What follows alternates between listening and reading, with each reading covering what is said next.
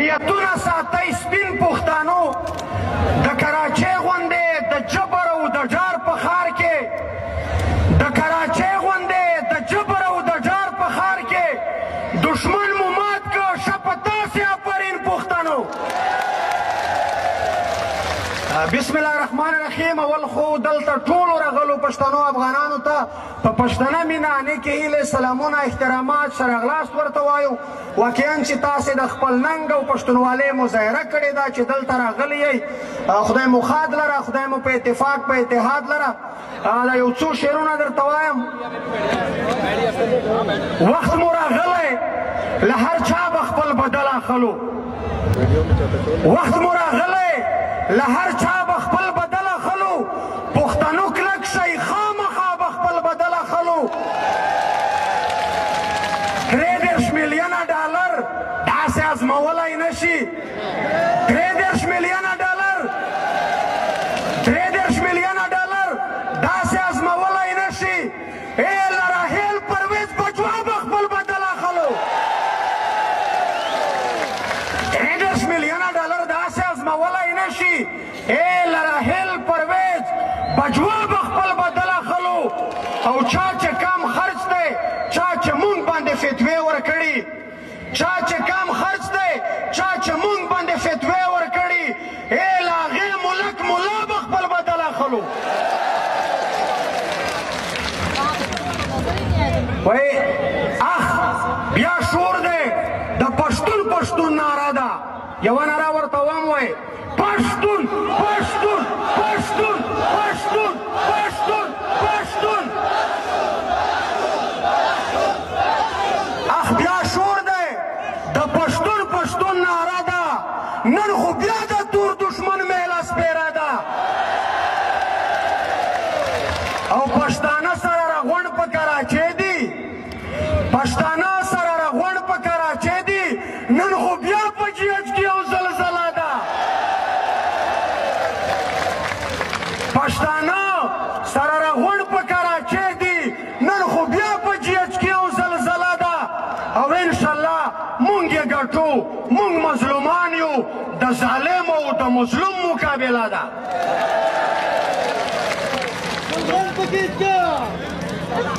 ای نړیوالو زور زیاتی د پاکستان نه وینئ. ای نړیوالو زور زیاتی د پاکستان نه وینئ. دا په وردي کې نمرودیان او فرعونیان نه وینئ. او ای ملایانو په برما فلسطین مه چغېږئ. ای ملایانو په برما فلسطین مه چغېږئ. دا خپل په وینو سور چمن وزیرستان نه وینئ. او یا تورلنګیانو پښتنو ته خو ډېر زیات تکړه یئ. ای تورلنګیانو پښتنو ته خو ډېر زیات تکړه یئ، خو خدای ګواه دی په کشمیر کې بیا هندوان نه وینئ.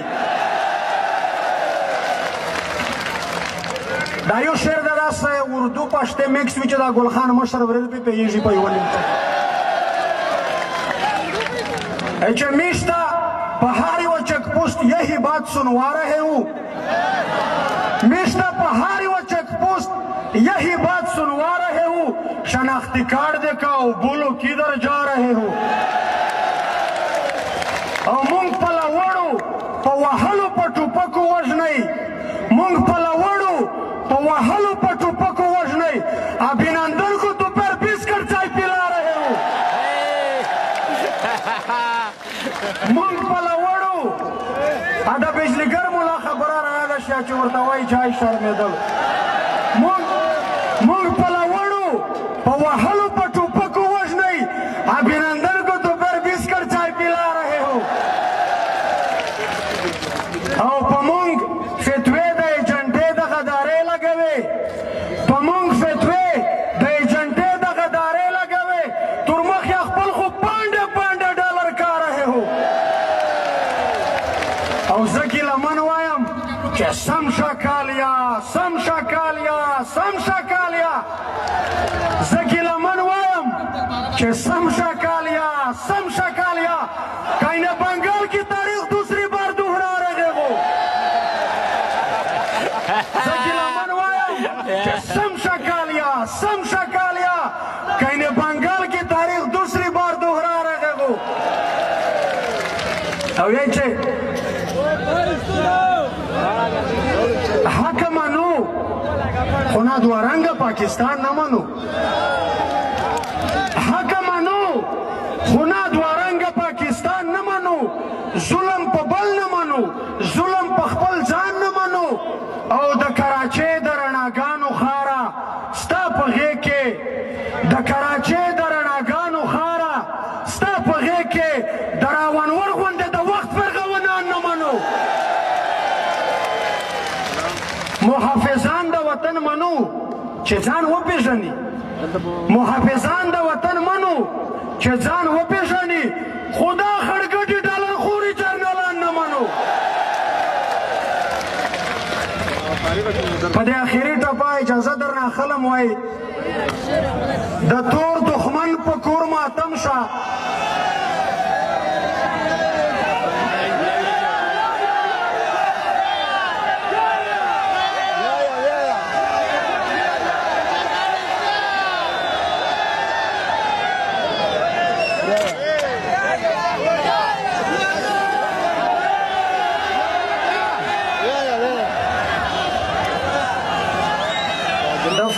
فرشتہ مومن کیس چې شوی و په هغه وخت کې اروايي چینلز خبر چلوو چې دا خو افغانه ده یا د افغانستان و دا پروپاګنډا یې چلوله بیا زموږ دا کم خرڅه خلک چې دي دوی هم ډېره ښه خبره ورسره غبرګه کړه وایي پښتو خو د افغانیت ته منکر دي که نه نو هغه د روژې میاشت و ما دا شعر ورته ویلی و چې یا ګلخانه ته چې د افغان د نوم نه څنګ وایې یا ګلخانه ته چې د افغان د نوم نه څنګ وایې تا نو بیا اختر ته کالي کړي دي که لنګ وایې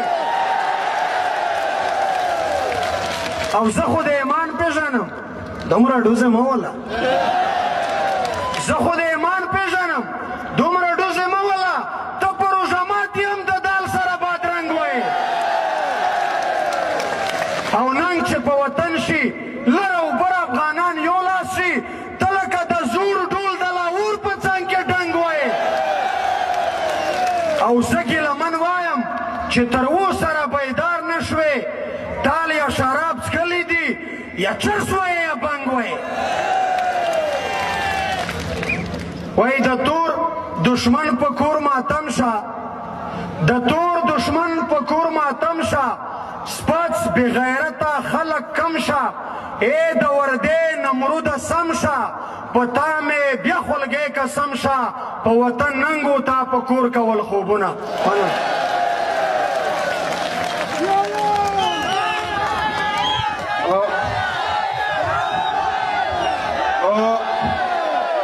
د یو څو چوغ اواز راکړئ پښتون